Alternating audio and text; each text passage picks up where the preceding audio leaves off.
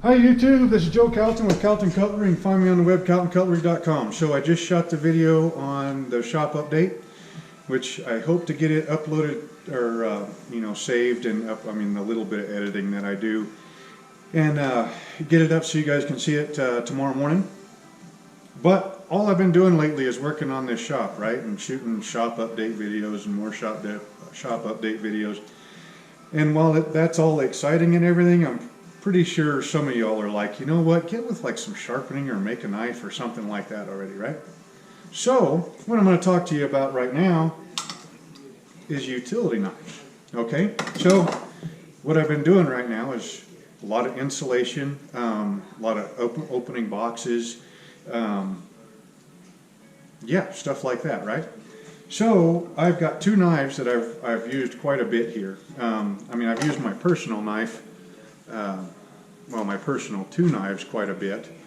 You know, the Victorinox Tinker, I've been using that mostly for stripping wire, you know, for running the electric in here. And then my normal EDC, you know, the flipper liner lock, that one's gotten use everything, cutting insulation, and I just tightened it up so it's a little bit on the tight side, but cutting insulation, opening boxes, stripping wire, you know, cutting some fuzz sticks to help start the fire in the stove. I mean, you name it, right?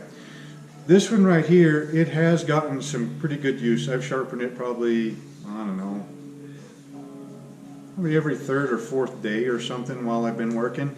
This one right here, you know, stripping wire and stuff, I don't think I've sharpened it at all in the last month or so.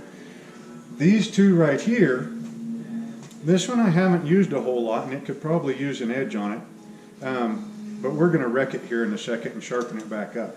This one right here, this was one of the first boning knives that I made a couple of years ago, when I was looking for a boning knife design that I liked. And so I made this one. You can tell I went kind of pin happy. There's 2, 4, 6, 8 1/8-inch pins in that one. And I think just a piece of oak, scrap oak for a handle. The grind and everything isn't too bad. You know, it's an okay knife, but it's kind of a shop knife now. But I did bust the tip off of this one when I was testing it. So if you can imagine, this knife used to be about that long. I busted the tip off so it had a square tip, but you can kind of see that that tip is coming back now. I did not regrind that tip, okay? That tip has been reground through use and sharpening over the last couple of weeks. You go ahead and you cut your, you unroll your rolled insulation out on the concrete floor, right? You measure it, you grab a section of 2x4, and you take that knife and you cut along the 2x4, right? Well, you're cutting mostly insulation, but you're also cutting the concrete underneath the insulation, right? Well, you're just using an old utility knife. That's what you do. I mean, on a good knife, you would grab, you know, a 2x6 or something and put it underneath there, and you'd be cutting on the 2x6. But let's face it, when you're working and you're trying to get a job done, if you got to cut on the concrete, you cut on the concrete, right? Well, as I kept cutting on that concrete, it kept wearing that tip, wearing it back in. And so I'd sharpen it up and wear it back in some more, sharpen it up, wear it back in some more. I would say 2 or 3 more sharpenings and we will have a usable tip again. But what I got to thinking about was, I was like, how many of you guys, girls, women, and children, use a utility knife? And how many of you change the blades out? I would say that probably most people change the blades out, right? This one right here, you know, we might take this apart right quick and check and see, because a lot of times on these, I don't replace the blades. I mean, I'll replace them after, you know, a couple of months or so, but for the most part, I just sharpen them up.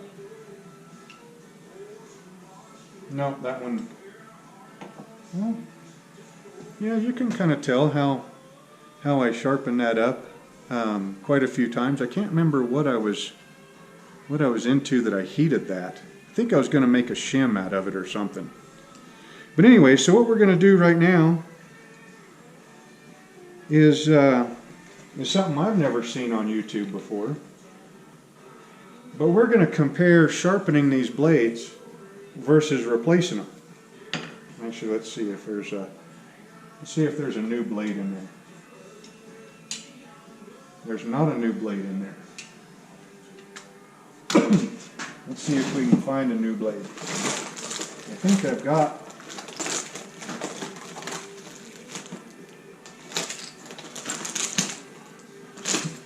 well, you know,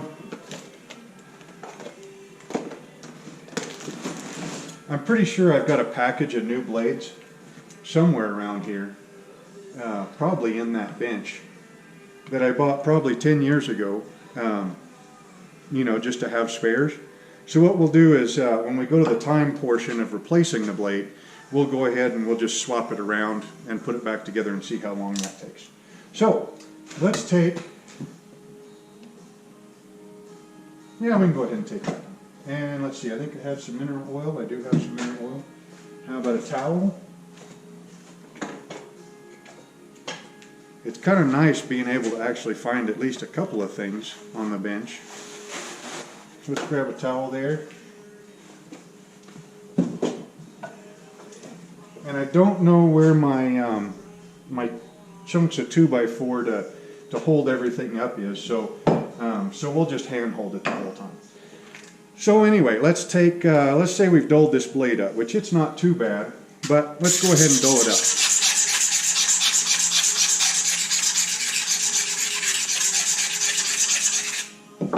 I think we went extra because, oh yeah.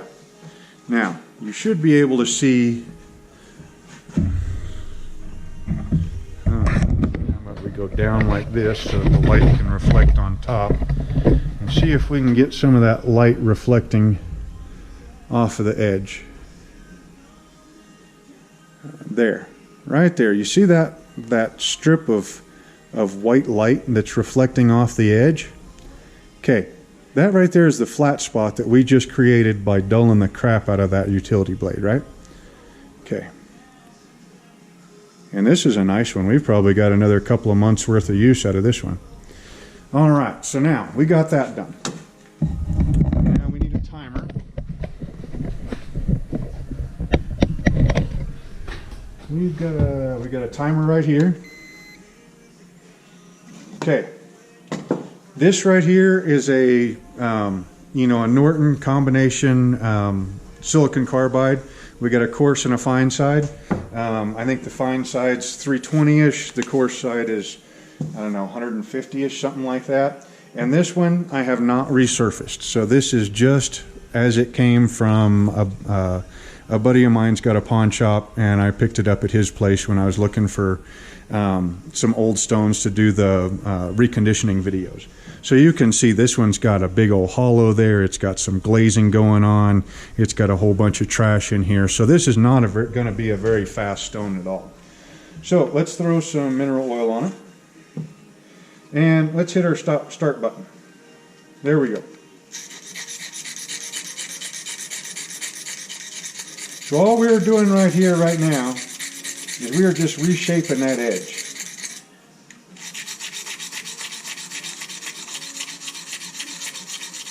You know, the exact angle doesn't matter. You know, you try to keep it kind of as consistent as you can, but, you know, this is a utility knife. I mean, all we're interested in is getting this thing back up and running. Okay, so we got a burr on this side right now. You probably won't be able to see it. I didn't get it all the way sharpened back in here. That's kind of a tough spot to get to. So we got the burr established on this side. Let's go ahead and establish it on this side, which it shouldn't take very long. These silicon carbide stones, boy, they cut really, really fast. Need a little bit more work up in here. I mean, they cut so fast that, I mean, you know, for a long time I was a diamond guy. You know, if it wasn't diamonds, why then it should be diamonds, right? And then anymore, you know, now I mean, I still like my diamonds for a couple of things, but, you know, these stones retail for like 25, 30 bucks. And, you know, with resurfacing them with silicon carbide powder and everything, you know, you can get a lot of life out of one of these $20 or $30 stones. Whereas, you know, the diamond stones, you know, you just wear them out so dang fast, or at least I do. Of course, I sharpen a lot too, you know. Okay, so we clean that up, and we got the burr on the other side. Now, this being a, you know, an inch-long blade,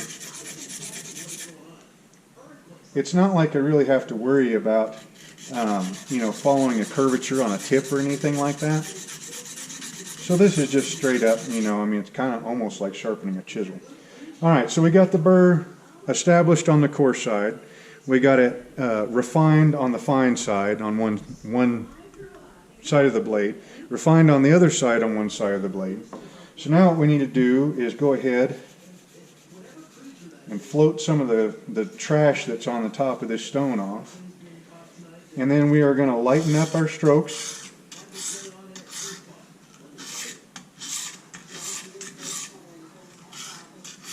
And prepare that burr to get sheared off.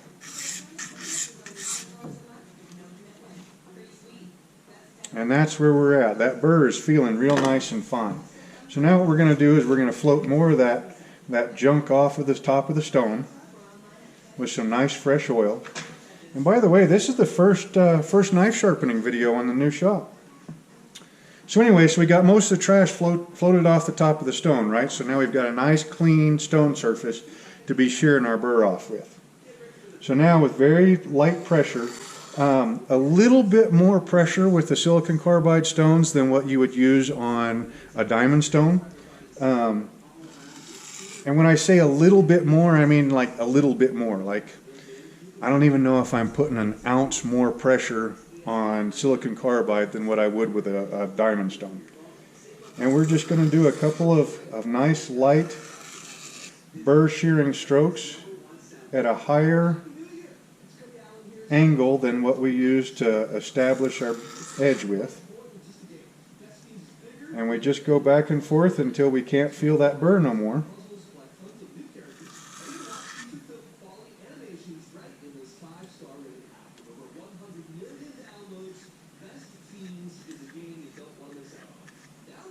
And I just palm stropped it there just to kind of clean some of the trash off of it, and maybe it might clean some of that burr off some more. Okay, so let's see, I don't think I have any paper. I guess we can probably pop some hairs off my arm, huh? You can tell I haven't been making very many knives. Look how hairy that arm is.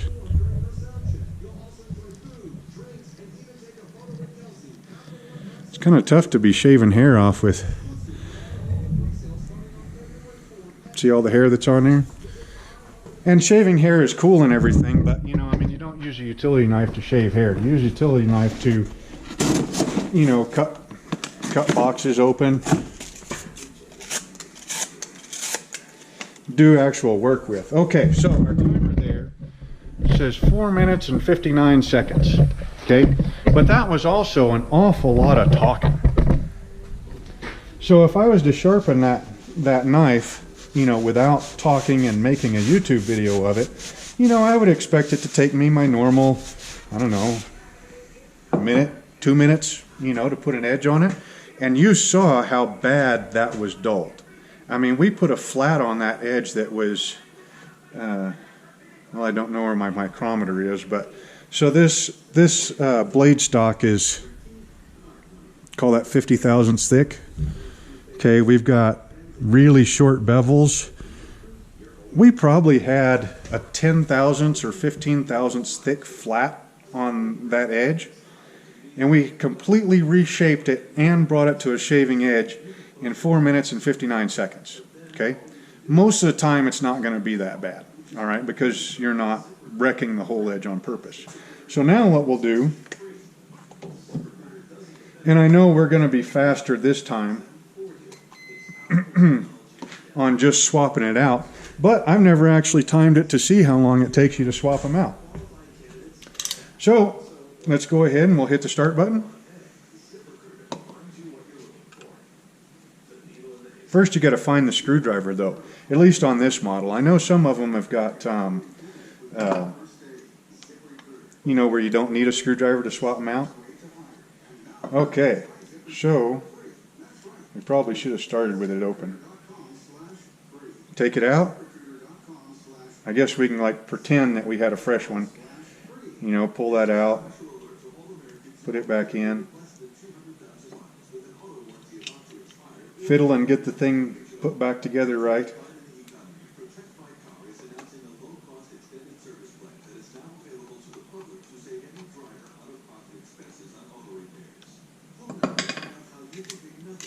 Okay, where are we at there? 50 seconds. Of course, I wasn't talking or anything like that on that either. But yeah, so I guess it is faster to actually swap the thing out. But that's, you know, you got to stop and you got to grab a screwdriver. You got to find where you put the extra blades, all that kind of stuff. You know, me personally, most of the time, you know, I've got a stone sitting up here, or you know, one of these little Smith's diamond hones. You know, typically speaking, I'm working with that knife, the thing goes dull, I'm like, ah, shit, it's dull. And usually about a minute to a minute and a half later, it's back to working again. So, I guess it's 6 in one hand, half a dozen in the other.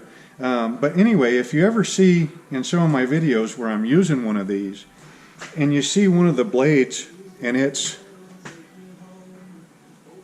you know, it's back like this, that's the reason why, is because most of the time I honestly just resharpen these things instead of swapping the blades out. And that's good practice too. So if you're learning how to freehand sharpen, the more stuff you sharpen, the faster and the better you get at sharpening, right?